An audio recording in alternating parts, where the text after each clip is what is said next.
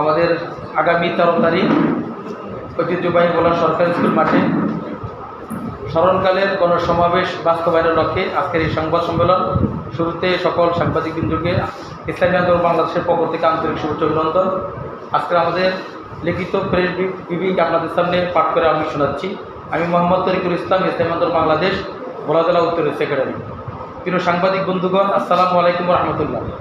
আপনাদের সদয় অবগতির জন্য জানানো যাচ্ছে যে আগামী 13ই সেপ্টেম্বর শনিবার ভোলা ঐতিহাসিক সরকারি স্কুল ময়দানে 3 দফা দাবি বাস্তবায়নের লক্ষ্যে ইসলামী আন্দোলন বাংলাদেশ ভোলা জেলা উত্তরের উদ্যোগে গণসমাবেশ অনুষ্ঠিত হতে যাচ্ছে।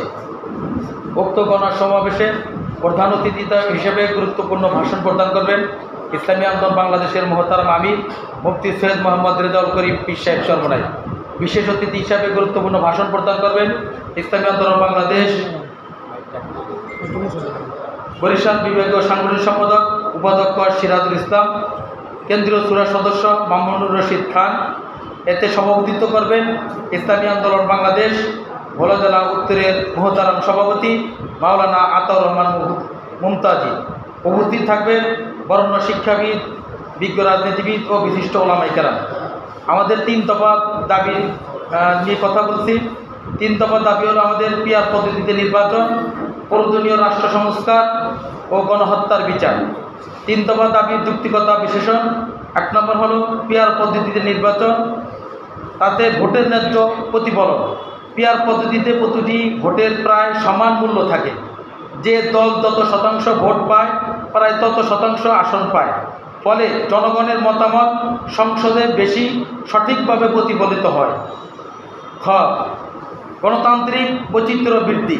পিয়ার পদ্ধতিতে সংসদে বিভিন্ন মতাদর্শের বিভিন্ন সামাজিক ও অর্থনৈতিক শ্রেণীর প্রতিনিধি আসতে পারে, ফলে সিদ্ধান্ত গ্রহণে ভারসাম্য থাকে। গ, ভোট নষ্ট হওয়ার সম্ভাবনা কম। বেশিরভাগ ভোটেই গণনা করা হয় এবং প্রভাব ফেলে, ফলে মানুষের ভোট দেওয়ার আগ্রহ বাড়ে। গ, একক দলীয় আধিপত্য কমায়।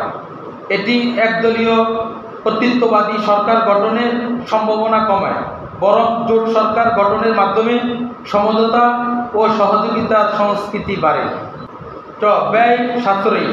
বড় পরিসরের নির্বাচনের আয়োজনের তুলনায় এই পদ্ধতি তুলনামূলক কম খরচে সম্পূর্ণ করা যায়। বাংলাদেশের গ্রামীণ ও প্রান্তিক অঞ্চলে সীমিত বাজেটে নির্বাচন সম্ভব হয়। ছ, কালো টাকার ছাড়াছাড়ি কম হবে, মনোনয়ন বাণিজ্য বন্ধ হবে। দ্বিতীয় যে বিষয়, প্রয়োজনীয় রাষ্ট্র সংস্কার। আমরা বিগত দিনে যেই রাষ্ট্রীয় ব্যবস্থা দেখেছি তা ছিল একটা মেরুদণ্ডহীন রাষ্ট্র ব্যবস্থা, যা একটি সরকারকে পররাষ্ট্রনীতির কাছে নতজানু এবং নিজেদেরকে স্বৈরাচার হিসেবে আবির্ভূত করতে সহযোগিতা করেছিল। পতিত ফ্যাসিস্ট আওয়ামী লীগ রাষ্ট্রের সংবিধানকে ব্যবহার করে রাষ্ট্রকে একটি অকার্যকর, অথর্ব ও দুর্নীতিগ্রস্ত রাষ্ট্রে পরিণত করেছে। বিচার ব্যবস্থাকে এরকমভাবে প্রতিষ্ঠা করেছে যে বিচারকদের বিচারকে দলীয় সেবা দাসে পরিণত করেছে।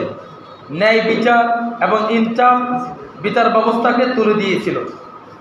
এই বিকল্প রাষ্ট্র ব্যবস্থাকে সংস্কার করে বৈষম্যমুক্ত ইনসাফ ভিত্তিক রাষ্ট্র বিনির্মাণে জুলাইয়ে ছাত্র জনতা রক্ত ও জীবন দিয়েছিল।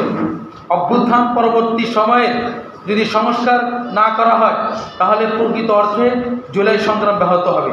তাই জুলাইয়ের চেতনা বাস্তবায়নে রাষ্ট্রীয় সংস্কার অতীব জরুরি। 3, গণহত্যার বিচার।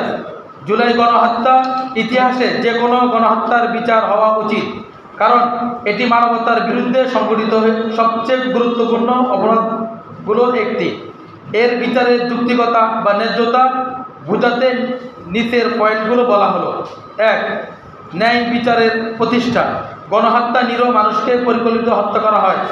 এর বিচার হলে ভুক্তভোগী পরিবার ন্যায় বিচার পায় এবং তাদের দীর্ঘদিনের ক্ষোভ ও বেদনা কিছুটা লাঘব হয়।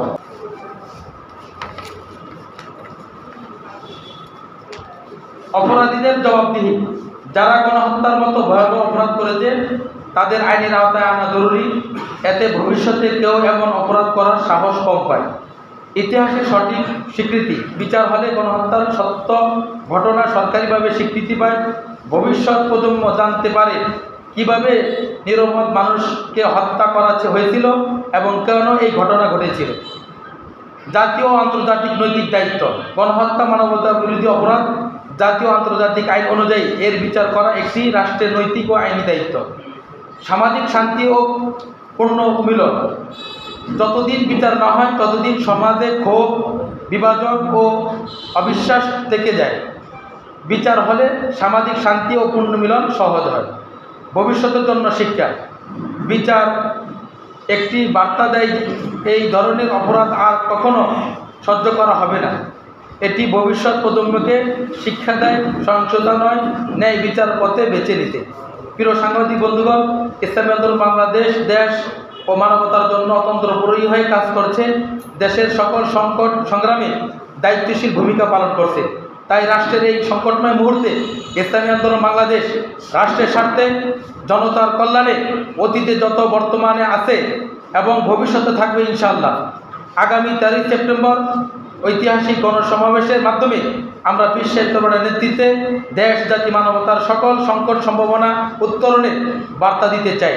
উক্ত সমাবেশে আপনাদের সুপরামর্শ, উপস্থিতি, সার্বিক সহযোগিতা আমরা একান্তভাবে কামনা করছি। মা আসসালাম, তরিকুল ইসলাম, সেক্রেটারি ইসলামী আন্দোলন বাংলাদেশ।